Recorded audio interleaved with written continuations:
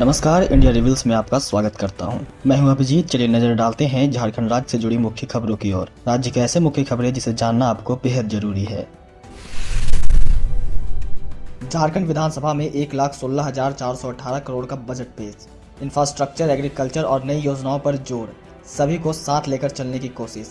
झारखंड विधानसभा में आज 1,16,418 करोड़ रुपए का बजट पेश किया। वित्त मंत्री डॉक्टर रामेश्वर उरांव ने बजट पेश किया। अपने बजट भाषण में उन्होंने इस बात को बताया कि इस बार बजट में सभी वर्गों को साथ लेकर चलने की कोशिश की गई है। वित्त मंत्री रामेश्वर उरांव ने कहा कि यह झारखंड की हमिंग बजट है। हमने स्थापना से ज़्यादा योजनाओं पर जोर दिया है। इसका मतलब यह है कि हम चाहते हैं कि लोगों का ज़्यादा से ज़्यादा विकास हो। सदन में उन्होंने कहा कि यह बजट सभी वर्गों से सुझाव लेकर बनाया गया है। राज्य पिछले 3 सालों में विकास की ओर बढ़ रहा है। झारखंड की अर्थव्यवस्था मजबूत हुई है। चलिए बढ़ते हैं अगली खबर की ओर। कोयला कारोबारी के घर में 3 करोड़ कैश जब्त। पूजा सिंघल के 2 करीबियों के 14 ठिकानों पर ईडी की रेड। पूजा सिंघल के करीबी माने जाने वाले कोयला कारोबारी इजहार अंसारी और अशोक कुमार के 14 ठिकानों पर ईडी ने छापेमारी की है।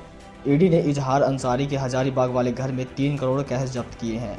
अशोक कुमार जेएसएमडीसी के पूर्व प्रोजेक्ट डायरेक्टर हैं। राजधानी रांची के हरमो स्थित ब्लू सिपरा अपार्टमेंट के साथ साथ रामगढ़ और हजारीबाग में मनी लॉन्ड्रिंग को लेकर कई ठिकानों पर छापेमारी हुई है। ईडी की टीम अब भी कई घरों की तलाशी ले रही है। चलिए बढ़ते हैं अगली खबर की ओर।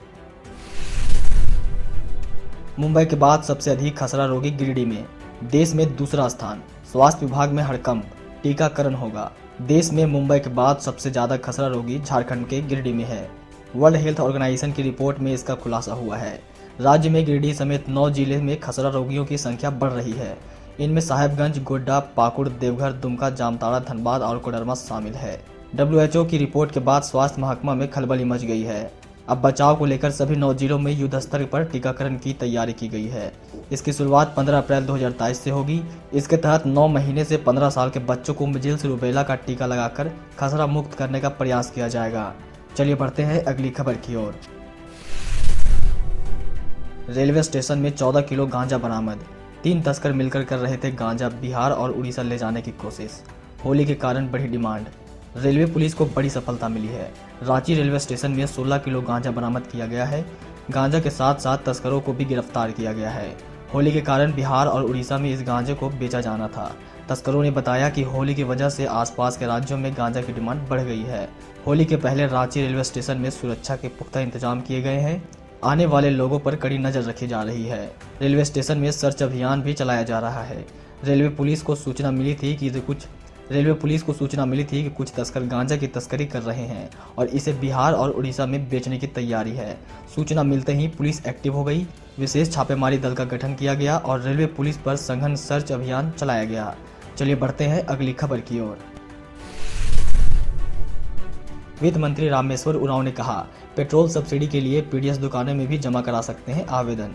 पेट्रोल सब्सिडी लेने के इच्छुक लोग अब अपने पीडीएस दुकान में भी आवेदन जमा करा सकते हैं। सरकार ने इसकी व्यवस्था कर दी है। यह बात गुरुवार को राज्य के वित्त मंत्री रामेश्वर उरांव ने विधायक राज सिन्हा के सवाल के जवाब में कही। उन्होंने स्वीकार किया कि सब्सिडी लेने वालों की संख्या में कमी आई है और इसके कई कारण है। जब योजना शुरू की गई थी तो 1,15,000 लोगों ने आवेदन किए थे, लेकिन अभी वो घटकर 53,000 में आ गया है। मंत्री ने सदन में कहा कि सब्सिडी लेने वाले के बीच यह अफवाह फैलाया गया था कि जो सब्सिडी लेंगे उनका राशन कार्ड रद्द हो जाएगा। चलिए बढ़ते हैं अगली खबर की ओर। राज्य के 80 उत्कृष्ट और 325 मॉडल स्कूलों में सीबीएसई की तर्ज पर होगी पढ़ाई। गढ़वा शहर स्थित बालिका उच्च विद्यालय में अब सीबीएसई पैटर्न के तहत छात्राओं को शिक्षा दी जाएगी। ऐसे में यहाँ की छात्राएं अब और फराटेदार अंग्रेजी बोल पाएगी। यहाँ नर्सरी से 12वीं तक की पढ़ाई होगी। छात्राओं को अंग्रेजी माध्यम से पढ़ाई की सुविधा उपलब्ध कराने की दिशा में आवश्यक कदम उठाए जा रहे हैं। वहीं शिक्षकों की नियुक्ति प्रक्रिया भी शुरू हो गई है। बालिका उच्च विद्यालय गढ़वा में सीबीएसई पैटर्न पर पढ़ाई सत्र 2023-24 से शुरू होगा। इस सत्र में नामांकन के लिए 10 मार्च से आवेदन फॉर्म जारी किए जाएंगे।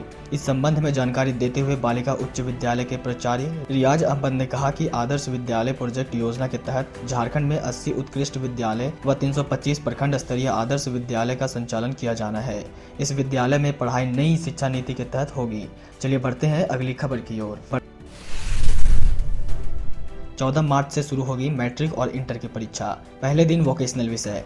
झारखंड अधिविद्य परिषद की ओर से 14 मार्च से मैट्रिक और इंटर की परीक्षा की तिथि निर्धारित कर दिया गया है। परीक्षा 2 पाली में ली जाएगी। पहले पाली में सुबह 9:45 से दोपहर 1:05 तक मैट्रिक की और दूसरी पाली में दोपहर 2 बजे से शाम 5:20 तक इंटर की परीक्षा ली जाएगी।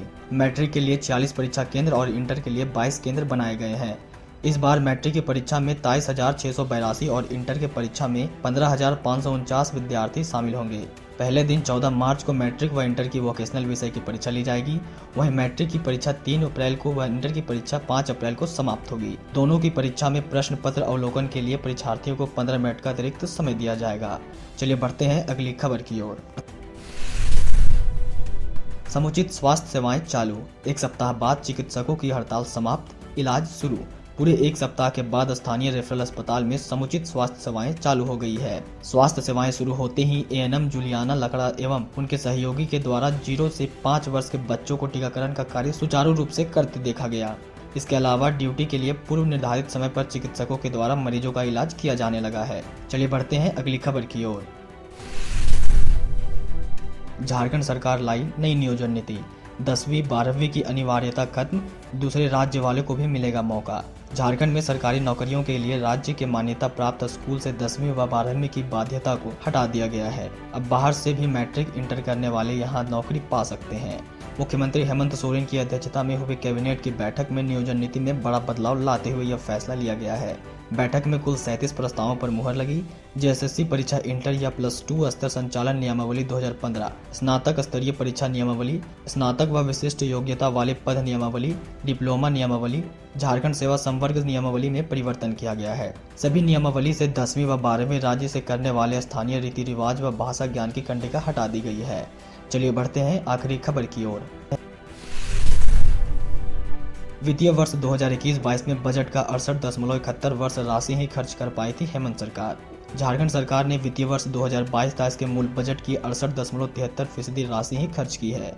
इस बीच गुरुवार को झारखंड विधानसभा में 4,546 करोड़ रुपए का तृतीय अनुपूरक बजट पारित किया गया। तृतीय अनुपूरक बजट पर चर्चा के बाद झारखंड की ओर से जवाब देते हुए वित्त मंत्री डॉक्टर रामेश्वर उरांव ने कहा कि पहले सरकार खर्च करने में हाफती थी, लेकिन अब दौड़ रही है।